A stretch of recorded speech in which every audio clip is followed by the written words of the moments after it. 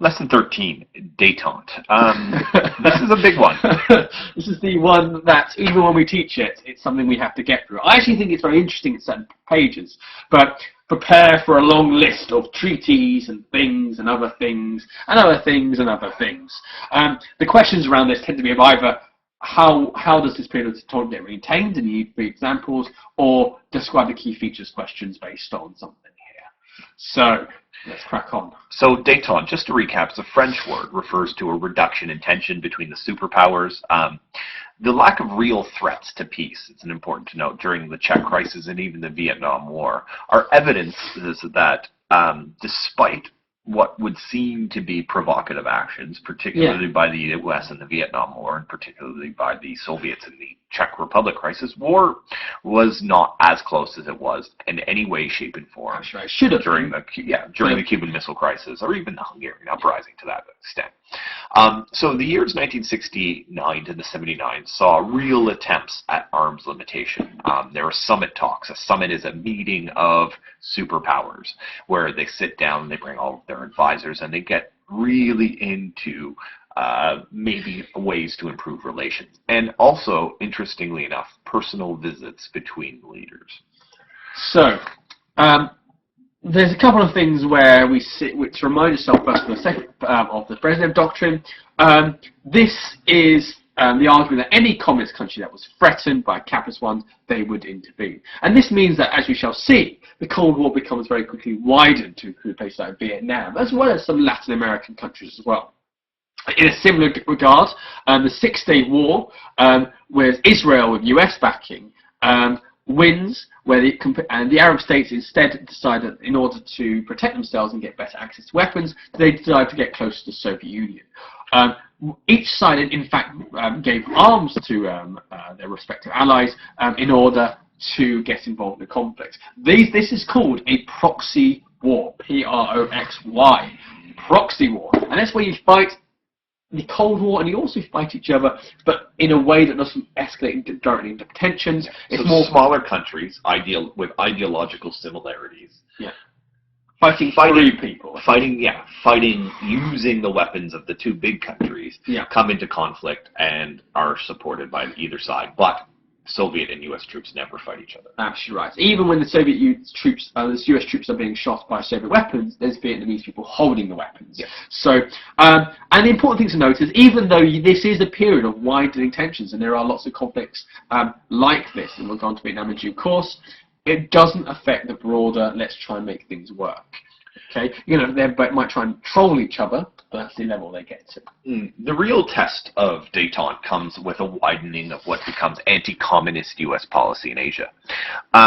China going communist in the 1940s was really the first straw. That, of course, as you know, was followed by North Korea, who, after the Korean War, we see half of the Korean peninsula dominated by a communist North Korea. And also, there begins to be a number of Southeast Asia countries, many of which were former British or French colonies, starting to be drawn into the communist ideology and starting to link up with the Soviet Union. In effect, the United States, seeing and sensing growing threats to Southeast Asia, growing communism in Southeast Asia, begins to expand its containment scheme. In other words, the Truman Doctrine, which ostensibly had been just about European countries, is spread to mean all of the world, and acutely in sort of the years 1965 to 1980 to mean the area of Southeast Asia. All of this doesn't take into account the fact that in these countries, growing forces of nationalism, anti-colonialism, are starting to dominate politics in newly created Asian nations. And the USA finds itself, as a result, wading into incredibly unstable situations, and they ally themselves with governments that oppose reform. So as a lot of these countries are trying to break away from being controlled by Britain or being controlled by France, the United States trying to keep a lid on things lest these countries adopt a communist backing or adopt a communist system, which they're very much against, they start to become allied with governments that oppose reform. And one of the biggest examples, and perhaps the most profound example of the United States allying itself with a government that opposed reform, took place in Vietnam. Now, this picture here is a rather horrifying picture. It's one of the more powerful pictures of the 20th century.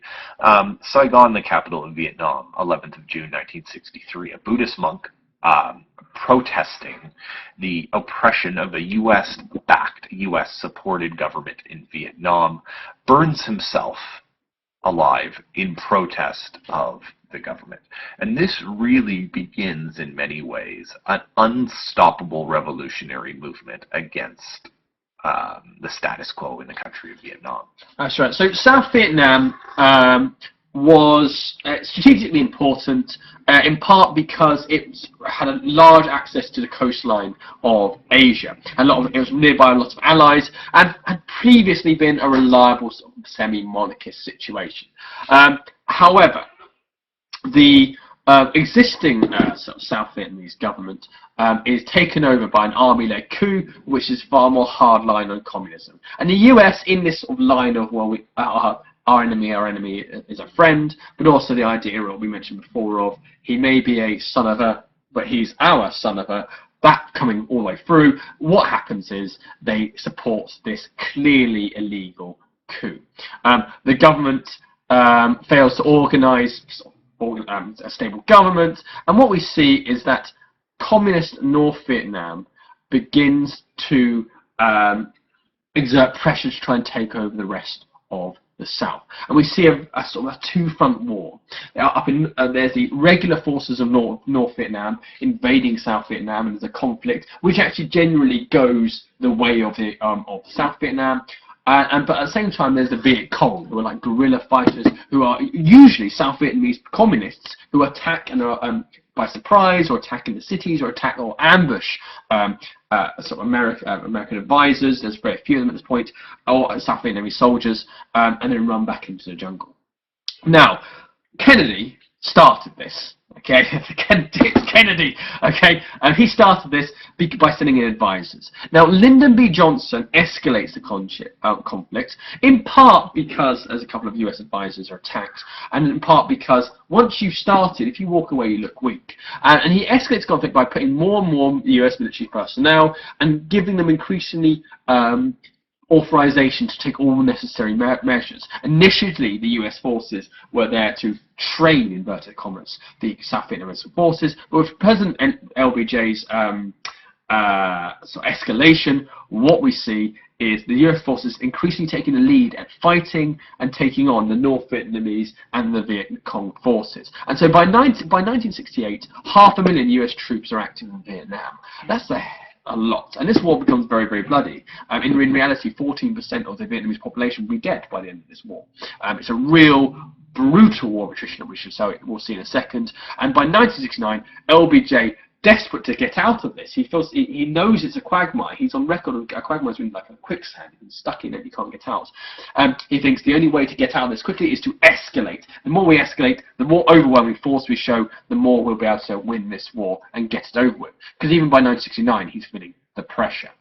So the United States gets involved in a war that they don't necessarily want to get into. They commit incredible amounts of resources to the fight in Vietnam, and they end up in a very, very, very, very hard, and despite their advantages in equipment, supplies, and arms, the nature of fighting in Vietnam, a country that is mostly densely packed tropical rainforest, hot climate, with people who don't speak your language, with a culture you don't understand, made the United States made the job of the United States actually try to win this war very, very hard. So despite all of their inherent advantages, the nature of Vietnam really equaled the playing field. Not to mention the fact that they had allied themselves with a poorly led Vietnamese army and an incredibly weak government who made a really pretty much useless partner. I mean, by 1968, the United States is doing most of the fighting, and the war is becoming incredibly unpopular at home. By saying incredibly unpopular, if you're familiar with what's going on in the United States this time in 1968, the heart of the the hippie movement, the summer of love, the make peace not war, there's open protest in the streets of America over their involvement in a war that is being shown on American TV to become increasingly controversial, bloody, and hopeless. That's right, and this is really underlined to Americans by the Tet Offensive. The Americans and LBJ have been telling, the American army and the LBJ have been telling the American people that they were just about to win the war. They're just about to win the war. The Viet Cong were on their last legs. And in 1968, during the Lunar New Year, which is called Tet, the Viet Cong launched a simultaneous offensive and attacked pretty much every major city in the South. Although the vast majority are defeated, and actually it's a disaster for the Viet Cong. They lose hundreds of, well, not 100,000, but hundreds, even thousands of fighters, probably their best fighters, in this attack, which doesn't achieve anything. They do manage to capture temporarily the US Embassy. Now, whereas this is a major defeat for the Viet Cong, it also was horrific for the USA, because suddenly, after being told for years that, oh, they're about to win, here's evidence that the Viet Cong are not stronger than they used to be before, and actually they're being lied to by their leaders. This really goes a long way to bringing down Lyndon Johnson, the man by the end of his term, a good man, but is completely and utterly emotionally exhausted and defeated. Yeah. Richard Nixon runs a strong campaign against Lyndon Johnson's replacement, a guy named Hubert Humphrey, destroys him in the election and takes over on a platform to get America out of Vietnam. However, when he takes over, he does not end the war. Richard Nixon will try and take steps to end the war, but what he will not do is pull the American troops out right away. He will temporarily escalate the conflict. Surrender, isn't it? Yes, but he, interestingly enough, tries different strategies, and this is where this whole idea of the Cold War comes into place. So right now, Vietnam is a proxy war in many ways, although not necessarily entirely a proxy war, because the United States is fighting. The Soviet Union is not fighting. The United States are fighting communists in Vietnam. Nixon decides to take steps to end the war, and he tries a couple things. His main idea is known as linkage, and this is an interesting thing. Basically, he believed that if he went and improved relations, trade, technology links with the Soviet Union, the group or the country that's predominantly backing the North Vietnamese, they would potentially persuade the North Vietnamese through back channels to negotiate an end to the war. In other words, to end the war, and basically the same terms as a Korean War did, to split Vietnam in two. North can have the North, the South will remain the South, etc. Hence the term link. So linking, improving relations with the Soviet Union and its allies, including the Chinese, to get those two principal communist allies to force the Vietnamese to negotiate with the United States. And this is a particularly impressive solution, because the sort of Vietnamese war machine is based on Soviet weapons and Soviet money. And if these guys suddenly say, no, you need to stop the war, and if you don't, we'll take all your money, they will lose the war. So actually it's a lot of influence. And a reason, I'm going to stop here very quickly, because there's a weird thing. Detente is an elastic phrase. We've been mentioning detente since the end of the Cuban Missile Crisis in '63. Some people say that detente starts there, and it goes all the way up until 1979. There is an alternative argument that the detente starts in about 1972. Which is when Nixon comes to power and goes to 1979. The exam board might ask for either periods of dates. Now, the best way to imagine it is there's a sort of up between 1963 and 1972. There is good feeling, but like they're not actively trying to improve. They are, let's try and be friends, but they're not doing anything to try and resolve the Cold War. After 1972, there's going to be a period where there's real efforts to try and improve relations, and this is the start of it. And the reason we mention this, therefore, is if they ask a question, what is the reason for detente? The Vietnam War, Nixon wanting to get out of it, and the way, how does he do it? By making friends with the Soviets, is a big reason. This is the first time a president has an electoral reason to make friends with Russia. Before that time, you get voted in by saying, I hate Russia. And now, in a sort of convoluted way, by making friends with Russia, you're helping yourself get re-elected. So, another mechanism, Nixon, tricky Dick Nixon, as he's known, tries to get the Soviet Union on side and to agree to his his demands on sort of North Vietnam, but which will end up actually improving relationships between the American and Soviet Union anyway, is Nixon does a Mean Girls. What that means is he realizes that China and the Soviet Union increasingly dislike each other, and he can start playing them off against each other. So he starts courting and hanging out with China, trying to make Brezhnev jealous. So he visits China. There's a lovely picture there of the Great Wall of China. Look at his awkward, Quakerish smile. And Nixon, by the way, is a very interesting man. Look into his past. His life was not good, and he worked damn hard to get up to the presidency. And in 1972, he goes to Moscow and makes it clear that he doesn't see the obstacle, Vietnam as an obstacle to detente. What he's essentially saying is, I'm making friends with China, la da da da, but also at the same time, if you want to be friends about, we can also be friends. And Brezhnev is suspicious because he does not want America and China allying against Soviet Union. So he's almost being forced to join in and help and deal with Nixon, and almost move his own way towards detente. It's important to realise that this is the era of ping-pong diplomacy. For those watchers of Forrest Gump, for example, there's this bit where Gump is in China playing ping-pong. That was an actual thing. Well, not Forrest Gump, obviously. Where, to show an increased ties and increased friendliness, the American ping-pong team gets sent over to China. They play ping-pong, and they lose diplomatically by 1 point. This is like the increasing relations with China. So a second reason behind detente is Brezhnev is, because of the fear of America getting close to China, feels like he has to make friends with America to keep them on side.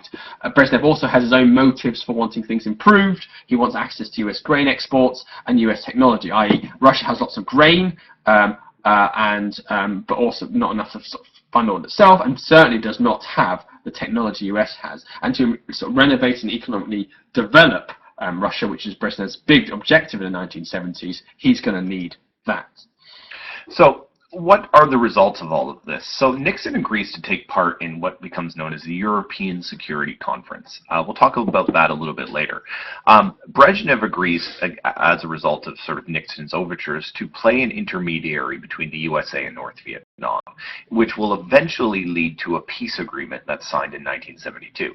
Now, or 73. Now, you've got to consider this for a second. Considering in 1962, these two countries almost go to war with each other, these actions show just how much relations improved during Detente. So you can argue very clearly that the need for the USA to get out of the Vietnam War really brings the United States and the Soviet Union closer together. And of course, it's Brezhnev himself who is a sort of go-between, the intermediary, the person who brings the US and the North Vietnamese to the table and negotiates a settlement which allows the Americans to get themselves out of the Vietnam War, which they are able to extricate themselves from in 1973.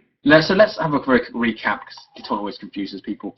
The big things which are causing this real increase in relations: Vietnam War and Nixon wanting to get out of it, relations with China and that making Brezhnev jealous, Brezhnev wanting to economically improve Russia, so therefore trying to get them in, and the longer-term effects of the Cuban Missile Crisis really making people aware that the Cold War isn't ideal. So, what happens next? After 1973 are a series of summits, meetings and agreements which show increasing goodwill, increasing moving away from we are enemies, let's try and kill each other. The first one is SALT I. And this is relatively important, SALT I. It stands for Strategic Arms Limitation Treaty, SALT. And it's signed in May 1972. It was actually a result of the European Security Conference that we talked about earlier. Now, Nixon wanted to discuss nuclear weapons with the Soviets. Detente linkage, economic problems in the USSR made attempt to limit the arms race attractive. Of course, building weapons and paying for the technology and hiring scientists and developing is an enormously costly thing, the total of which can be counted in really the trillions of dollars over the course of the Cold War. So what this leads to is a progressive number of talks, starting in Helsinki and then finally settled in Vienna in 1972, which ultimately lead to the Strategic Arms Limitation Treaty. And what did SALT I say? Now, SALT I had a number of different and important limitations on how many nuclear weapons a country could own. Now, it's really important to know that SALT I and its sister treaty, SALT II, will not remove nuclear weapons. The countries don't agree to get rid of them, but they agree to limit them. The L is incredibly important. So first, ABM, anti-ballistic missiles. Okay, the ABM component of SALT one said that these sort of weapons that are can shoot down nuclear weapons. So an anti-ballistic missile is a missile that shoots down another missile. Only 2 sites are allowed, and only 100 missiles are allowed in each one of these sites per country. There's an interim agreement on offensive arms, which means there's a 5-year freeze on the total number of intercontinental ballistic missiles and submarine-launched ballistic missiles, SLBMs, that a country could have. So there's a 5-year freeze on building any more of these devastating nuclear weapons. Also, strategic bombers such as the US B-52, which you've seen pictures of in previous lessons, are not limited. So a country could have as many strategic bombers as they want. However, they can't necessarily put all of the weapons in submarines that they could before. There's also no limit on what are known as MIRVs, multiple independently targeted re-entry vehicles. Now, if you want to see what these things look like, there's some interesting pictures in your book, but a multiple independent targetable re-entry vehicle is effectively, imagine a missile with several missiles inside of it that is launched into the atmosphere. Each missile inside the large missile has a target. So for instance, if the Soviets have one, they would have one part of the MIRV for Washington, another part for Boston, another part for New York City, and another part for Philadelphia, for example. They would fire the MIRV into the sky. The MIRV would basically decouple, like you can imagine them, like in many ways like the space rockets that go up. The parts come off of them, and every time when it goes up into the sky, it basically spreads apart. These independently targeted missiles then fire off and attack several places at once. It's an incredibly devastating, effective weapon. So these were not limited in SALT. So what SALT is more of again, the first gesture of goodwill, a real, I guess, extension of some of the test ban treaties and things like that were signed in the 1960s. But this is the first time nuclear weapons were limited in any way, shape, and form. Absolutely. And it was seen at the time as a first step, not as the answer in all prayers. But if I've got a gun, if I've got 2 guns to Mr. Rain's head, and he's got 2 guns to mine, I'm not going to suddenly drop all my guns and go, okay, we're going to drop at one gun and then another gun, and etc., etc. You're going to do it piece by piece. Or we're going to say, as long as we're going to hold guns to each other's head, we're not going to increase the power of the guns we're holding. Right. Yeah. So like, there's a sense of this is the first de-escalation. It's not huge. They can still kill each other very quickly. It's not showing their best buddies, but it's the first step. So this is slightly complicated by the Yom Kippur War in October 1973. I'm sure you know some bits about. And it is a real test of the optimism of Detente, because suddenly, as we've already mentioned, this is going to be another proxy war. We've got the Arab countries armed in part by the USSR, and the Israel versus Israel armed by the USA. Now, in theory, what's happened before is this causes a series of tensions as both sides are funding each other to kill each other's sides, and therefore this increases rivalry. Now, the Israelis eventually sort of went back on the attack after being reached by the USA, partly on the orders of Nixon. But the sort of Brezhnev proposes a joint USA and USSR force to try and reduce the tensions and to sort of save them from each other. The USA refused, and therefore the Soviets got involved alone. The idea that almost Brezhnev wanted a sort of joint peacekeeping operation, it's a little bit self-interested in that at this point the Arabs are losing, and this would help the Arabs because it's basically putting things back how they were. But it's also quite peaceable. The USA, because it's had a vested interest in making sure the Israelis were doing well, because they had supplied them as allies, and they were a bit suspicious of the Arab countries, they refused this, and therefore Nixon is increasingly annoyed by the unilateral, on his own action of Brezhnev. The USA then suggested that there could be a UN peacekeeping force of non-nuclear countries to intervene, and Brezhnev accepts the offer. So what do we see here? We see initially there is tension, there is division, but then the overwhelming, in actually neither really cares enough about Israel or Arab countries to have a massive fight over them and destroy the broader detente, so they decide to compromise. So yes, it's it tests their relationship. Yes, it initially causes tension, but it doesn't cause any long-term harm because the will of them isn't there to make it a big issue. And basically, it allows the countries to save face. Things go back to the way they were. Obviously the invasion of Israel is thwarted. Israel's borders are secure. They're happy. On the other side, the Egyptians and the countries that had invaded were able to save face. Okay. Now, after all of this, of course, the continued want to increase détente is taken further. The Yom Kippur War had damaged détente to a slight extent, but relations were once again on the improvement again in 1964 when Nixon goes to Moscow for the first time. 1974, when Nixon visits Moscow. In their meeting in Moscow, they agreed to several important things. Number one, that they will continue to discuss further arms limitation treaties to remove the danger of nuclear war. They will limit and hopefully eventually end this concept of arms race, which is putting incredible strain on the economy of both countries. That they'll contribute to the elimination of international military tension and conflict. So they'll try and stop the potential of getting involved in quote-unquote proxy wars, which will, I guess, in a sense, relax tensions throughout the world so that the smaller conflicts don't blow up into larger global ones. And they'll develop more coordination in commercial, economic, scientific, and technical and cultural fields. And this is probably no more evidenced by the fact that in 1975, a meeting in space takes place between U.S. astronauts and Soviet astronauts, known as cosmonauts, and where the two effectively meet up at a space station, and they quote-unquote link up. They shake hands, they pose for photos, they share technology. Basically, the space agencies of both countries work together to engineer this link up as a symbolic coming together of, cultures and technology. It's interesting that this space link-up is almost the culmination and end of the real space race. We mentioned the space race at the start, but we didn't really give much detail with Sputnik. After Sputnik, Russia keeps winning. They get the first animals in space. They get the first man in space, Yuri Gagarin.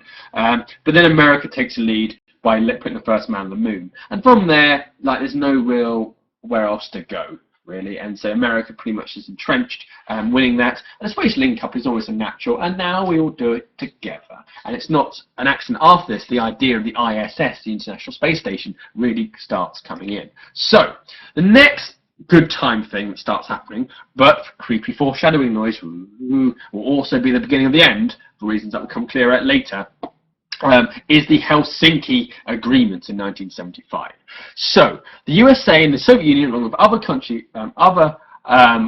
33 countries, decide to make declarations about 3 international issues. And the major issues they talk about are security, cooperation, and human rights. Let's take security first. Basically, they'll recognize Europe's frontiers. The Soviet Union will accept the existence and legality of a country known as West Germany. Of course, they had always not really liked the idea of West Germany. They believed in Germany being completely unified. They accept at Helsinki that Germany will be divided and West Germany will remain a legitimate country, and that their borders are effectively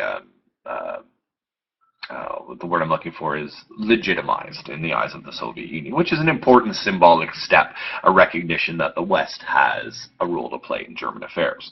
Secondly, cooperation. There's a call for closer economic, cultural, scientific links. These would lead to even closer political agreements down the line.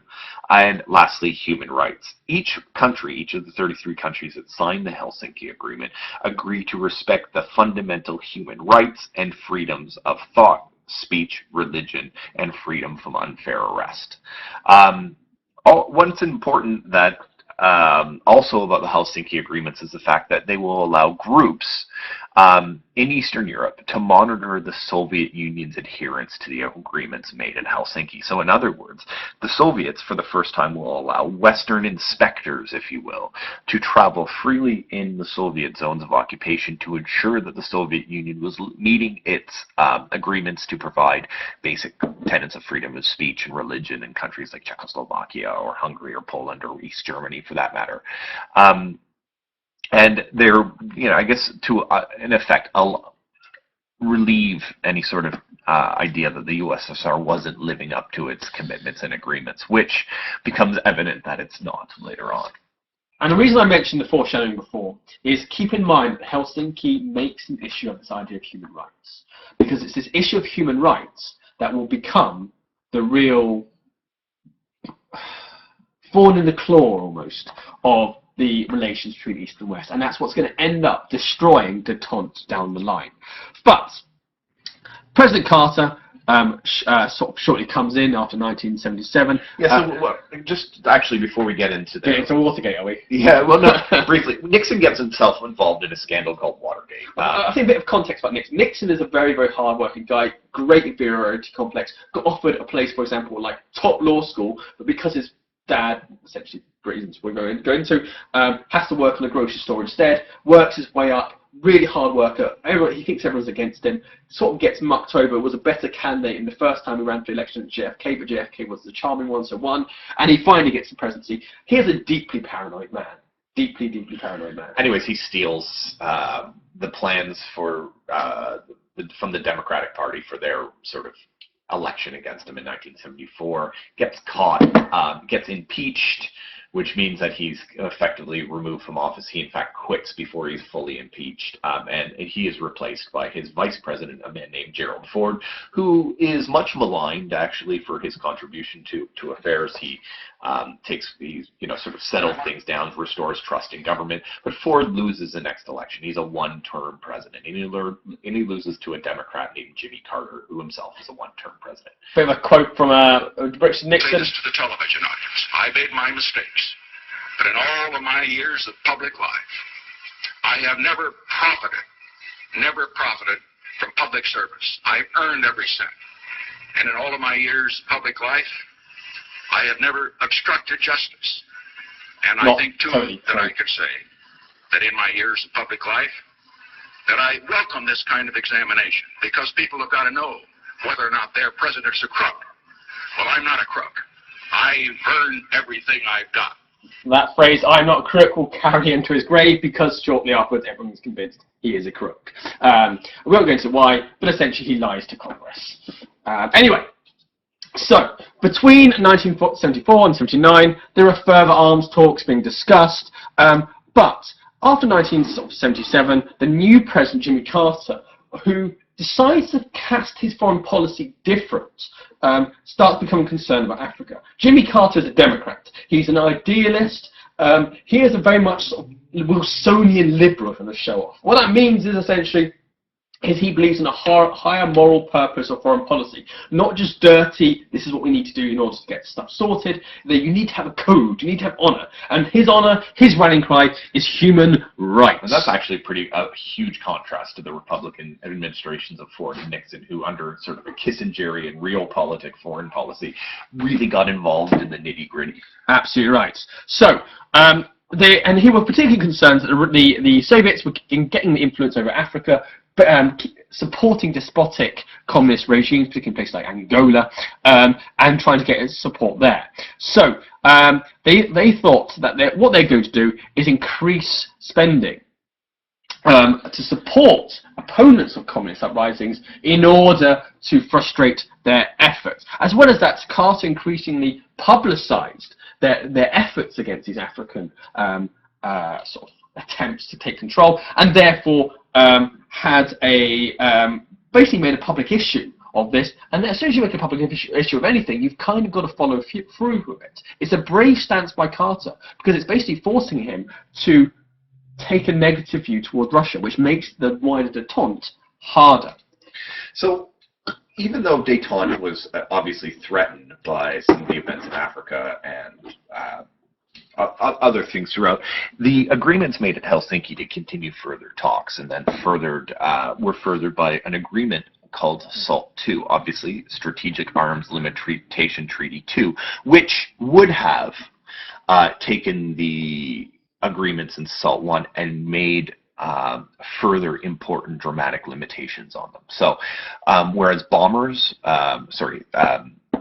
what am I talking about? So there is a limit of 2,400 strategic nuclear delivery vehicles, which include bombers, as mentioned, the submarine-launched ballistic missiles, and intercontinental ballistic missiles. So that's a really important step. Before, there was limits on the types of missiles you can have. Now they said in total you can only have 2,400. Doesn't matter if they're all carried in bombers or in submarines or in just missile silos, if you will. You can only have 2,400 nuclear warheads. A 1,320 limit placed on these multiple independent recovery vehicle systems for each side. So the amount of MIRV-type weapons you could have were limited.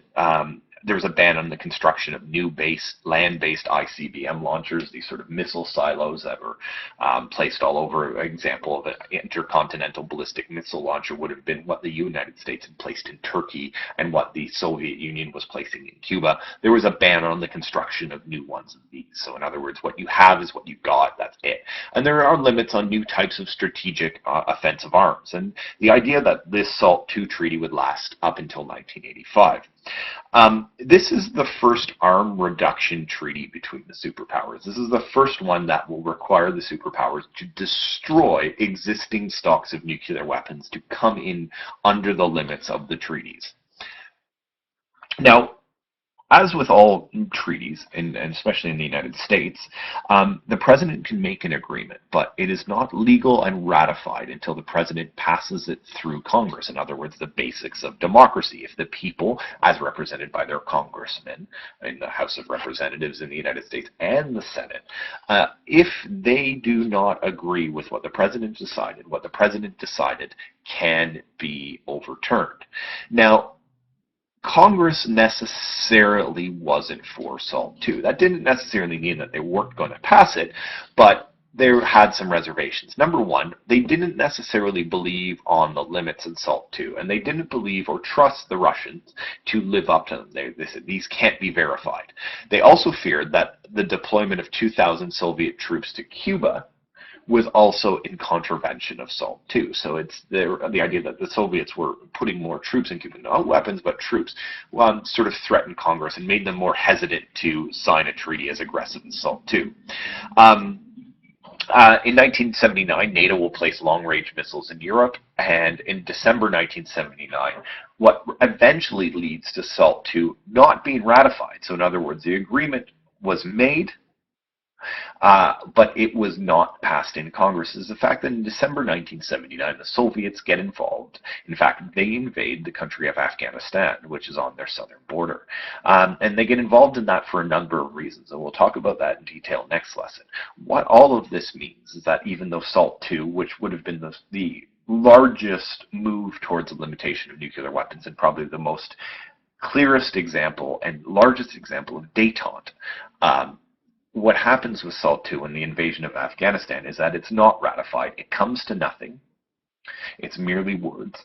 And the Soviets get themselves involved in a conflict in the country of Afghanistan, which ends détente and really escalates the potential for war or trouble between the United States and the USSR. And that's something we'll go into next session. So that was an enormously long lesson. You guys are probably exhausted. Your hands hurt. We thank you for your attention, and we understand that there's a lot of little bits, but some really important stuff you need to know in there.